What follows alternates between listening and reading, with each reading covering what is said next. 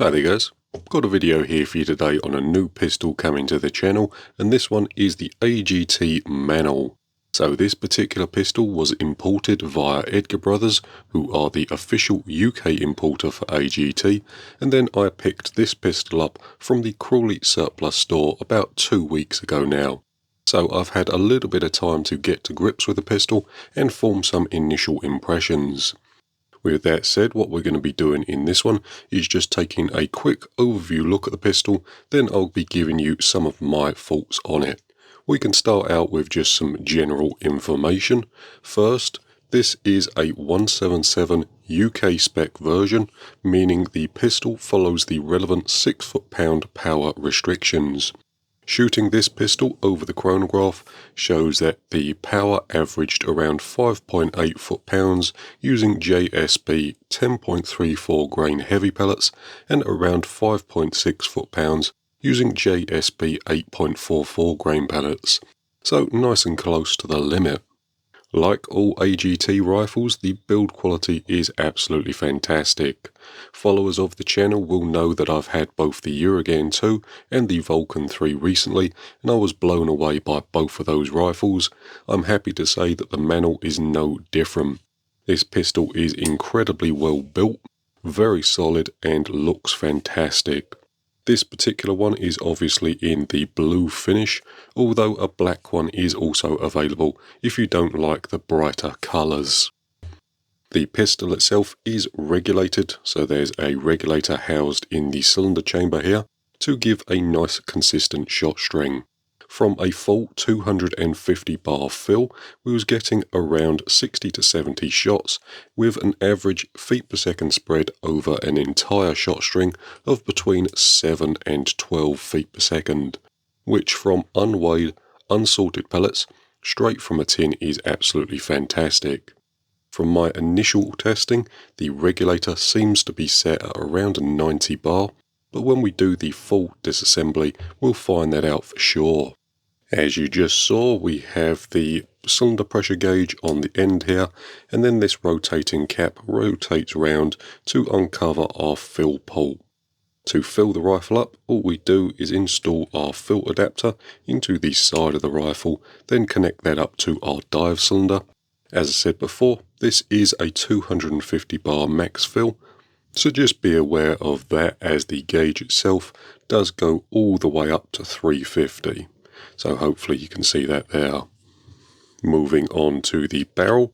The barrel is hidden under this barrel shroud portion here, and it is a very high quality unchoked CZ barrel with a thread on the end to accept this adapter at the front here for added moderation. The barrel cover does act like a mini shroud, however the pistol does benefit from additional moderation, and I will mention that the adapter itself is M14 by 1.25 rather than a standard 1/2 inch UNF, but AGT themselves do make a small moderator to suit the Manul, so if you're struggling to find a moderator, have a look out for that one. From the factory, the pistol will be fitted with the barrel end cover, so this piece here, that can be removed just by using a 7mm Allen key, and then you get the moderator adapter in the box when you buy the rifle. Right then, next thing we're going to do is just go through some of the features of the pistol, starting at the back and moving our way forward. Starting off with the pistol grip at the back here, we have a hard plastic grip. This is just a standard AR beaver tail style grip, so you can swap that out with whatever you want really. The standard one does the job, it feels quite nice, although for me personally it is a little on the thin side, so I swap that out for something like an Ergo Chubby, which is a little thicker in the hand. The only thing I will mention if you plan on swapping your grip out is check the length of the bolt, as if the bolt is too long it can stop the pistol from being cocked. The cocking arm will come back and it won't go back all the way, so just keep an eye on that if you end up swapping the grip out. Speaking of cocking, you probably saw there, but the pistol uses an up and over style cocking lever. So to cock the rifle, you just flick it up and then pull it back. Then to load a pellet, you just push that forward. So if we had a pellet in the magazine, that would be loaded into the barrel. The cocking action is really nice and smooth, and it feels great when you're shooting the pistol. The pistol does use a magazine, and the magazine is fixed within the block, so it cannot be removed without first removing the 2 securing screws. But the mag itself is really nice and easy to load when it's in the pistol. What you have to do is first cock it like so. Then what I like to do is load the top 3 pellets into their positions, and then you can just rotate the magazine one stage at a time and just load your pellets in like so. I won't do it for the purpose of the video, but once all the holes are filled, you just keep rotating the magazine until it stops. Then all you do, push the bolt forward and you would load a pellet into the barrel and you're ready to take your shot. As you saw there, the bolt didn't like to go through the magazine when there is no pellet in there, so it gets a little stuck, but that's nice and easy to solve, as you can just keep cocking and cycling the action until you come to the end of the magazine, and then the bolt goes straight through. If you wanted to, you could also just manually align the magazine with the bolt, then push the bolt into position. Moving on from that, the pistol does feature a fully adjustable set of iron sights, so you have a front and a rear sight which can be adjusted for both windage and elevation. Looking down the pistol, it's nice and easy to use the sights. They do produce a really nice clear picture, although I will say the pistol does shine with an additional red dot. So what I put on it is the Vortex CCW, and this is a really nice small red dot that just fits on the Picatinny rail.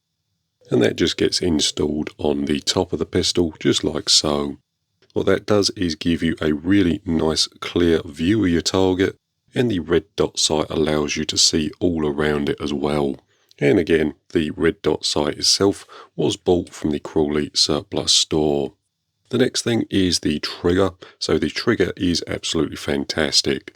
I don't have a trigger weight gauge unfortunately, but it is absolutely lovely. It's a nice short first stage with a nice light crisp second stage. I've not found myself pulling the pistol when shooting, and even standing shots are really nice and consistent and easy to control. I will say the pistol doesn't feature a safety, but you can decock the pistol nice and easily. So if we cock the pistol is now cocked. To decock it, we pull up the lever, pull that back and press the trigger. With that done, we can just fold the cocking arm forward, then the pistol is decocked. With that all said and done, we can take the pistol down range and I'll show you how I got on with it. Right then, you'll have to forgive the camera work as there is no easy way to film the groups, and I thought this setup would be a little more interesting than just seeing the pellets hit the target. But here we are set up in Pete's Airgun Farm with our target set out at 15 yards. We're doing 7-shot groups and we're resting the pistol on the front bag. The target that we're shooting at is a 2-inch shooting C, and I do have to say I have really enjoyed shooting the pistol over the last couple of weeks. It's a different style of shooting, and I've been super impressed with how the pistol has been performing. Even with the camera in the way, we are still hitting pretty much the centre of the target each and every time. At 6 foot-pounds, the pistol is obviously more suited to the shorter ranges, but it's still pretty capable out to about 25 to 30 yards. I did a few groups at 30 yards and the results were quite surprising. I'm pretty sure that the pistol is more accurate than me, but when you concentrate and get behind it properly, I got some really surprising groups. Right then, so here's just a few of the groups I was able to achieve with the AGT pistol. This top row of groups, this one here, was done using H&N 8 pellets. This second row of groups here was done using JSB Express pellets, and then this third row down here was done using JSB 8.44 grain pellets. As you can see, the express ones were the most consistent, producing some really nice tight groups. The group that you saw me shoot on camera was this one here. Then if we take a 5p piece and just compare that to the size of some of these groups, the pistol will put most of them under or near a 5p piece at 15 to 20 yards. To be honest with you, the pistol itself will probably be more accurate than me, as I'm using an unmagnified red dot sight on the top there. There is a fair amount of movement inside the target, so you probably could get better results using something like a pistol scope. But I think the red dot sight really suits this pistol, so I'm going to keep it on. The results at 25 to 30 yards were quite nice as well. What you'll have to remember is this was all done using a unmagnified red dot sight, but nevertheless I am still quite happy with the results. So again, the rows at the top here were done using H&N 8s. The row in the middle here was done using JSB Express. Then the ones at the bottom here were done using JSB 8.44 grain pellets. And the ones in the middle were just done when I run out of shoot and see targets. But I am over the moon with how the AGT Manul has shot. With that all said and done, I am absolutely over the moon with how the Manul has shot these last couple of weeks. It's been an absolute joy to use and to shoot, and I've really enjoyed exploring a different style of shooting. I have absolutely no major complaints with the pistol whatsoever. And the only two things I could maybe whine about are the lack of half-inch UNF support for the end and the slightly wiggly end cap. But apart from that, the rifle has performed absolutely perfectly. It's nice and accurate, and overall I really can't fault it. With that said, we're probably going to be making a few bits and pieces for the Manul in the future, as well as taking it to pieces, so if you're interested in that, you can subscribe to the channel. But with that being said, guys, thanks for watching, and we'll see you in the next one.